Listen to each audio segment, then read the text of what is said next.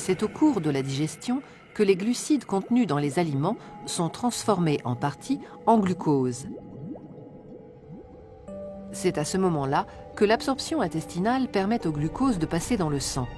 Sa concentration moyenne, qu'on appelle glycémie, est de l'ordre de 1 g par litre de sang. Même si elle peut varier au cours de la journée, cette valeur est maintenue à ce niveau grâce à l'intervention de mécanismes permettant le stockage et le déstockage du glucose.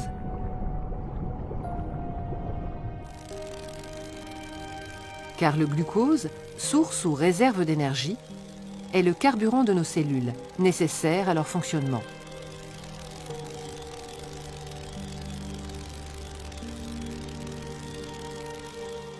Foie et pancréas jouent un rôle fondamental dans la régulation de la glycémie. Le pancréas sécrète dans le sang des hormones susceptibles d'en faire varier la valeur. 2 scénarios peuvent se présenter. Après un repas copieux, la glycémie augmente. Le pancréas va le détecter et déclencher immédiatement la production d'une hormone, l'insuline, qu'il libère dans le sang.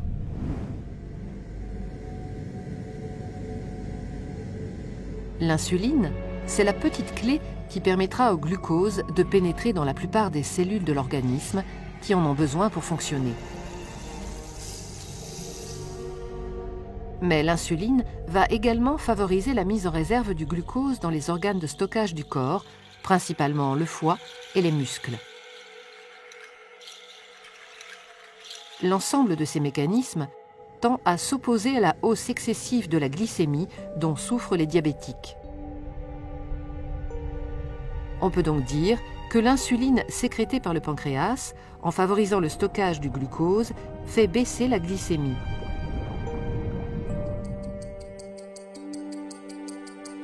Voyons maintenant ce qui se passe dans le cas contraire, après un jeûne prolongé.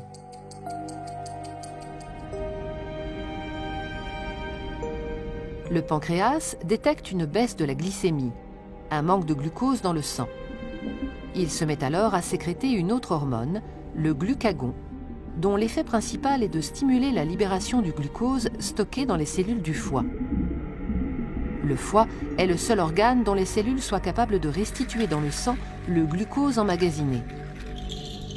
Ce déstockage du glucose va avoir pour effet d'empêcher une hypoglycémie dangereuse. Pancréas et foie jouent donc un rôle important dans le contrôle permanent de la glycémie.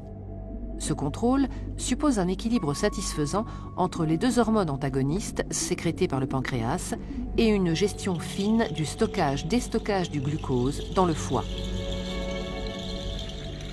Cet équilibre dynamique, qu'on nomme homéostasie, est obtenu grâce à ce système autorégulé à commande hormonale qui s'avère être une authentique mécanique de précision.